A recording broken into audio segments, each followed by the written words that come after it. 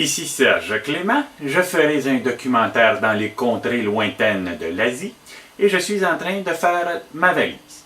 Comme documentariste, dans ma valise, j'apporte ma caméra, évidemment, pour prendre de très belles images. J'apporte aussi mon trépied, car on veut prendre de belles images très fixes. Ensuite, j'apporte un micro, pour avoir une qualité sonore qui est beaucoup mieux. Et aussi un petit magnétophone, toujours sous la main, on peut prendre des sons ambiants, comme les sons du coq qui chante ou du trafic. Des écouteurs, pour être sûr qu'on entend la bonne affaire quand on est en train d'enregistrer.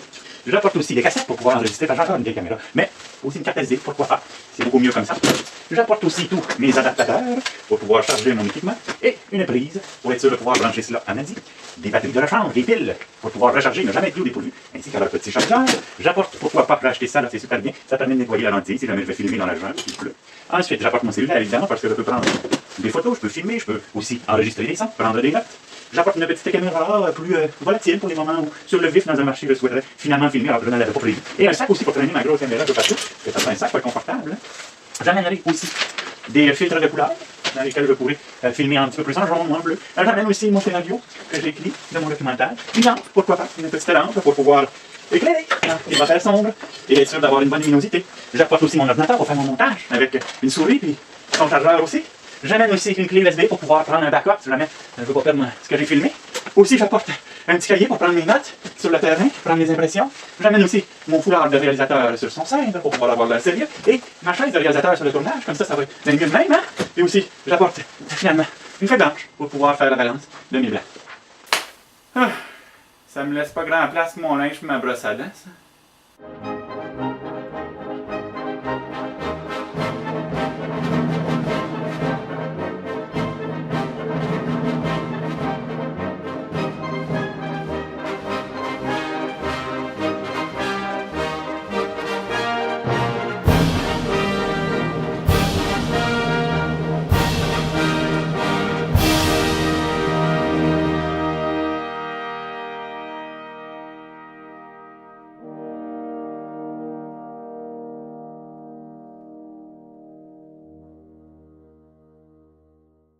Le tournage d'un film documentaire implique toute une panoplie d'outils et du matériel que vous devez finir par maîtriser. Il est primordial de bien comprendre le fonctionnement de tous vos appareils avant le tournage de votre première œuvre d'envergure.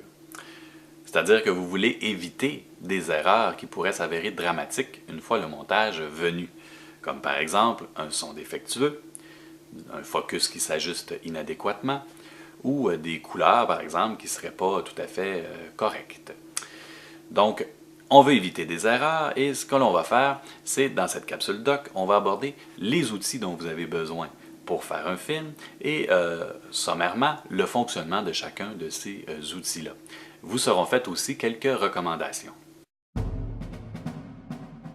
Eh bien, nous avons décidé de nous partager les tâches finalement, ce qui fait en sorte que je n'ai pas besoin d'amener tout le matériel en voyage. Ma femme va s'occuper de tout ce qui est aspect sonore, elle va amener le micro, le magnétophone, les écouteurs. Marcelo, Ahmed et Marc-André, du club de photographie de Pointe-Claire, vont, quant à eux, amener tout le reste du matériel parce qu'ils se partageront les rôles de caméraman, directeur photo et de script. Quant à moi, eh bien, je vais être réalisateur. Donc, je vais amener mon foulard de réalisateur et ma chaise de réalisateur. Fonctionner avec une équipe de tournage permet non seulement de séparer le matériel, mais permet aussi de diviser les tâches et de s'assurer que tout le monde a une préoccupation importante durant le tournage. Comme on prête attention à tous les détails en équipe et que chaque membre de l'équipe se concentre sur des aspects qui leur sont spécifiques, le risque d'erreur est beaucoup moins grand. Les rôles que l'on s'attribue habituellement dans un tournage sont les suivants. Le réalisateur, il coordonne le tournage et il s'assure de la qualité globale du tournage. Il est celui qui a l'intention artistique, qui dirige le plateau. Dans votre cas, il peut aussi jouer le rôle d'intervieweur et animer les entrevues. Le script, il est le gardien du minutage, c'est-à-dire qu'il tient le livre du film avec les informations pour le choix des plans au montage. Il est aussi celui qui s'assure de la cohérence des raccords entre les plans, au niveau des décors, des costumes, des coiffures, de la lumière. Il est la mémoire du projet et il s'aide de photographie. Dans votre cas, il peut aussi jouer le rôle de monteur et faire le montage du film. Le technicien du son, il s'assure de la qualité de la prise de son et empêche l'enregistrement de sons parasites. il a des écouteurs et un micro. Le directeur photo, il choisit les plans et les propose au réalisateur. Il s'assure que les individus sont bien cadrés et que le décor est intéressant. Dans votre cas, il peut aussi jouer le rôle de technicien de l'éclairage et s'assurer que la luminosité est adéquate. Le caméraman, il gère la caméra, il filme les scènes et il s'assure que toutes les options de la caméra sont bien programmées. Nous verrons ici quelques recommandations par rapport à l'équipement nécessaire à un tournage. Avant de se suréquiper, il faut considérer qu'il est préférable d'exploiter un matériel moins professionnel à son plein potentiel que de ne pas exploiter un matériel professionnel à son plein potentiel. Votre caméra vient fort probablement avec une série d'options. Ces options sont même souvent un argument de vente. Eh bien, sachez que les puristes vous diront que ce qui est vraiment important, ce sont les images que vous captez et le son que vous captez. Toutes les autres options sur une caméra, c'est un peu du superflu parce qu'on peut tout ajuster au montage. Ce qui se réajuste moins bien au montage, c'est des trucs essentiels, c'est plus de la réalisation et non des gadgets. C'est la netteté de l'image, la qualité sonore, le décor, les plans que vous allez choisir. Et ça, il n'y a pas d'option pour ça. On me demande souvent, quels critères dois-je prendre pour choisir une caméra lorsque vient le temps d'en acheter une? Eh bien, moi, je vous dirais, première des choses, c'est la qualité de l'image, évidemment. Ensuite, le zoom optique, jusqu'où il sera. Ça serait très bien d'avoir un focus manuel pour le gérer soi-même. Ensuite, on peut considérer aussi le fait d'avoir un petit écran. Donc, quelle sera sa grosseur, sa qualité, mais aussi d'avoir un viseur en même temps pour pouvoir regarder aussi dans le viseur. Sinon, d'avoir deux prises, l'une pour un microphone et l'autre pour des écouteurs, assez important pour la qualité de votre son ultérieurement. Ensuite, on doit considérer la mémoire qui est disponible dans votre caméra et l'autonomie de la batterie. Dans les deux cas, cependant, il faut se rappeler que souvent, il est possible, par des achats supplémentaires, d'augmenter la mémoire de la caméra ou d'augmenter l'autonomie de la batterie. Sinon, pour ce qui est des options, ce qu'on veut garder en tête, c'est qu'il y a peut-être juste deux options qui sont fondamentales ou intéressantes. Ce serait celle qui vous avertit de la surexposition de lumière, celle qui vous permettrait de faire aussi la balance des blancs dans ce sens-là. Et sinon, c'est toujours intéressant d'avoir la règle des tiers déjà d'installer dans votre caméra. Comme ça, vous pouvez vous aider à partir de cela. Mais en même temps, ça peut vous piéger puis vous amener à toujours respecter la règle des tiers, alors que des fois, c'est intéressant d'avoir d'autres plans. Voilà. Le quiz Quoi apporter lors d'un tournage avec votre animateur, Xavier Rochon. Bienvenue à Quoi apporter lors d'un tournage, votre quiz numéro 1 sur le documentaire. Aujourd'hui, notre concurrent qui aura à déterminer ce que l'on doit apporter sur un tournage est Serge Clément. Serge Clément, bonjour. Bonjour. Alors, première question. Peut-on filmer avec une caméra photo? Comme j'aime beaucoup la photographie, j'utilise une caméra photo. C'est intéressant parce que le focus ne se fait pas tout à fait de la même manière. C'est toujours un petit peu plus flou dans l'arrière-plan avec une caméra photo. Et ce que je vous dirais, c'est que ça se fait de manière automatique. Et c'est très très beau de toute façon. D'accord, alors Serge Clément, vous n'avez pas la bonne réponse, mais on vous accorde quand même la moitié des points, parce qu'il est vrai qu'il est assez répandu de filmer avec une caméra photo. L'avantage cependant de filmer avec une caméra qui est spécialement conçue et calibrée pour filmer de la vidéo, c'est que les images, lorsqu'elles seront en mouvement, resteront plus nettes. Et techniquement, le son sera de meilleure qualité. Le focus demande une attention particulière. Alors, si vous le faites de manière manuelle, il faut vraiment s'assurer d'avoir le bon foyer pour avoir la bonne netteté de l'image au bon endroit. Et pour ceux qui utilisent une caméra photo, prière de faire attention de ne pas mettre ça en mode focus automatique parce qu'à ce moment-là, le foyer change constamment lors du plan et c'est vraiment désagréable. Alors, on en est déjà à la deuxième question. Alors, Serge Clément, on écoute. Devriez-vous filmer avec des cassettes, comme le célèbre Xavier Rochon? Alors techniquement, c'est sûr qu'on dit que c'est meilleur sur une cassette, sur une bande magnétique, la qualité de la vidéo. Cependant, c'est plus vraiment le cas. Il n'y a plus vraiment de compression des fichiers lorsqu'ils sont mis sur une carte SD ou dans un disque interne de votre caméra. La qualité est aussi bonne. Et si ce n'est pas le cas, vous ne pourriez pas vraiment faire la différence. pour tout le trouble que ça donne, là, de transférer, rembobiner, débobiner votre cassette pour mettre ça sur l'ordinateur, ça vaut vraiment pas la peine d'opter pour une cassette. Il vaut vraiment mieux mettre ça directement sur un support numérique, sur la caméra, et après ça, on fait juste transférer les fichiers vers l'ordinateur un à un. C'est très rapide, c'est beaucoup plus efficace au niveau du montage. Excellent, excellent, Serge Clément, c'est la bonne réponse. Et c'est maintenant le moment de la question piège. Pourriez-vous filmer avec un téléphone cellulaire? Eh bien oui, chose là, il l'a dit au début de la capsule doc, c'est fou maintenant ce qu'on peut faire avec ces petites bébites-là. C'est pas pour rien qu'on dit que c'est des appareils intelligents. Hein. C'est que ça peut servir là, autant de magnétophone, de caméra photo, de cossins à prendre des notes, que de lumière. Vous pourriez même illuminer quelque chose. C'est exceptionnel ce que vous pouvez faire avec ça. Nommez-le, il le fait. Name it, comme dit ma professeure de photographie. Alors, il y en a qui ne jurent que par la qualité de leur caméra et qui veulent de l'équipement professionnel ou semi-professionnel. Eh bien, rappelez-vous qu'il est possible de filmer avec son cellulaire un film de qualité professionnelle. Ça s'est déjà fait, un film professionnel avec un cellulaire. Cependant, faire attention, toujours filmer dans le sens horizontal plutôt que la verticale. Bon, là, il y en a qui disent que le cinéma va un jour s'adapter puis ça va se regarder en mode vertical. Attention, minute papillon, hein? Est-ce que ça existe, ça? Des livres à la verticale? Ben non, le cinéma, c'est la même chose. Le cinéma, ça va rester à l'horizontale. Mais gardez en tête, on peut filmer avec un cellulaire. Alors, la troisième question, qui vaut pour le double des points. Lorsque vient le temps de capter du son, quel matériel devrait-on utiliser?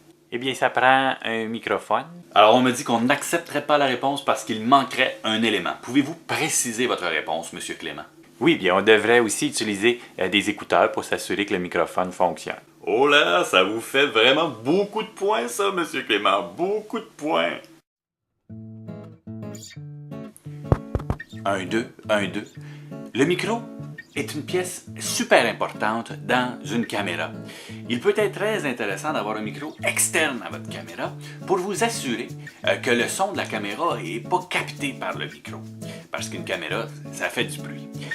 Sinon, il faut se rappeler d'avoir aussi des écouteurs et d'allumer votre micro lorsque vous le filmez pour être sûr de le capter et de vous assurer que vous êtes en train de le capter alors même que vous êtes en train de filmer. Un magnétophone, c'est un outil très intéressant en cinéma parce que ça vous permet d'avoir une bonne qualité sonore et de pouvoir aussi capter des sons ambiants. Hein? Donc, ça peut être très intéressant à avoir comme outil. Rappelez-vous que ça peut être remplacé par un téléphone intelligent de nos jours. Le seul problème avec le microphone, c'est qu'il faut synchroniser le son avec l'image. Alors, un petit truc pour ce faire, en tapant des mains, ça va vous aider à synchroniser votre bande sonore et votre bande image au montage. Alors, nous sommes rendus malheureusement à la dernière question du quiz d'aujourd'hui. Attention, elle vaut 17 points. Alors, pourquoi le trépied a 3 pieds? Bien, c'est parce qu'avec 2 pieds, il tomberait sur le côté et que 4 pieds, c'est complètement superflu. 3 pieds, c'est amplement suffisant pour assurer une grande stabilité. Très intéressant, M. Clément, mais ce n'est pas la bonne réponse. En fait, le préfixe « tré » sous-entend le chiffre 3. Un outil qui est très intéressant, c'est le trépied, qui vous permet de prendre des images de manière stable et beaucoup plus fluide, beaucoup plus tranquille. Alors, comment on l'utilise? Bien évidemment, il faut ajuster les pattes en ouvrant vos pattes comme cela. On ferme les loquets. Ensuite, on ouvre le trépied. Et par la suite, donc, il y a une petite plaque ici qu'on fixe en bas de la caméra. Et on peut mettre ça comme cela. Et on peut après réajuster votre caméra, donc par exemple en ajoutant cela ici. Et après ça, ce qui est important, c'est de réaliser que la petite bulle ici de niveau doit se ramasser au centre. Si votre trépied n'a pas de bulle de niveau, ça doit être un critère d'achat. Donc, ça vous permet de mettre ça à niveau en mettant la bulle au milieu. Et vous êtes sûr que votre plan va être droit. On se rappelle cependant qu'un trépied peut être remplacé par une série de boîtes avec un livre par-dessus ou un cartable, comme c'est le cas en ce moment, mais vous ne le voyez pas parce que j'ai mon trépied ici. Et donc, ça peut être vraiment intéressant. Cependant, rappelez-vous qu'il faut varier les plans. On a tendance à toujours prendre des plans à la hauteur des yeux. Il peut être intéressant d'avoir un plan qui vient d'ailleurs. Comment manipule-t-on la caméra? Alors, si vous ne voulez pas utiliser de trépied, mais que vous préférez plutôt utiliser vos mains pour filmer, rappelez-vous qu'il faut garder la caméra près du corps et de toujours regarder ce que vous êtes en train de filmer, vous assurer entre autres que vous n'avez pas un doigt dans l'écran. Alors, on regarde dans le viseur ou dans votre petit écran. Ensuite, filmez toujours à deux mains pour stabiliser votre caméra, pour pas éviter que ça bouge trop. Ensuite, on peut aussi utiliser la technique de se tenir le coude comme ça, près de soi, et ça va vraiment stabiliser l'image aussi. Ça va donner un bel effet d'image qui va ressembler un peu à ce que vous auriez avec un trépied. Évidemment, des fois, ce n'est tout simplement pas possible de bien tenir la caméra, comme lorsque vous êtes dans un clocher et que la cloche se met soudainement à sonner. On peut accepter du mouvement dans le plan, en autant que ça ne donne pas la nausée au spectateur et que ça soit harmonieux.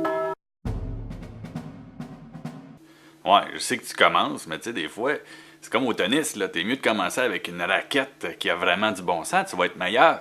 La même chose avec une caméra, là, faut que tu prennes une grosse caméra professionnelle. Si tu veux être professionnel un jour, donne-toi l'équipement pour le devenir. Regarde celle-là, par exemple, grosse. C'est ça, c'est la Cadillac des caméras.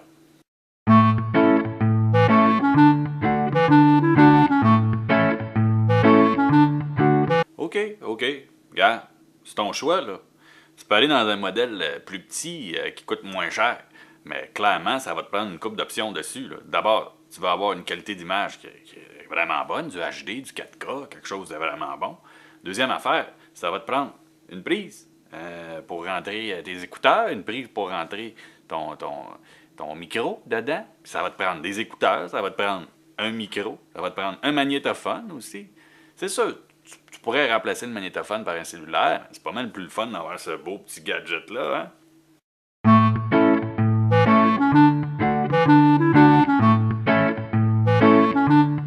Là, tu voudrais pas avoir une panne sèche pendant que tu es en train de filmer quelque chose d'intéressant, puis que la caméra arrête de fonctionner parce qu'il n'y a plus de batterie.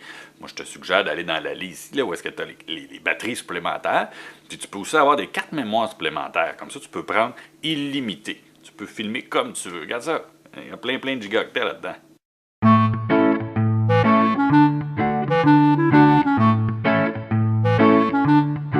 OK, puis là, ça va te prendre un objectif pour les grands angles. Ça va te prendre aussi un drone pour aller filmer au-dessus. Et puis ça va te prendre un boîtier pour aller filmer sous l'eau aussi. C'est un peu un essentiel, ça, si tu veux avoir vraiment des belles images.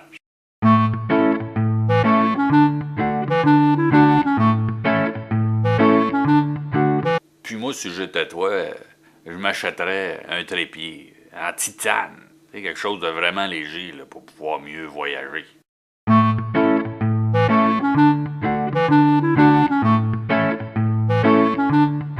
Puis là, ce que je t'ai pas dit, c'est qu'il faudrait changer de département pour aller voir ce qui se passe du côté des ordinateurs. Ça va te prendre un très bon logiciel de montage, ça, on en a. Puis pour le rouler, ben, ça te prend vraiment un ordinateur qui est solide avec 2 écrans, quelque chose de bien gros, là. Puis tu vas voir, après ça, ça va être facile le montage.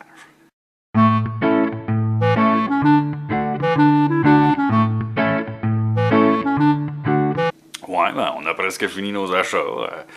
Peut-être ça te prend d'autres choses, je sais pas, un crayon, un calepin, des post-it. Des post-it.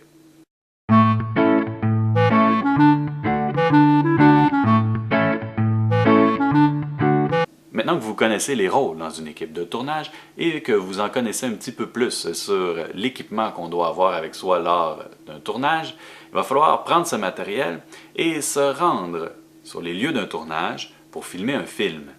Mais pour que le film soit intéressant, il va falloir que vous observiez bien la communauté dans laquelle vous allez avoir décidé de faire votre film. L'observation sera le sujet d'une prochaine capsule doc.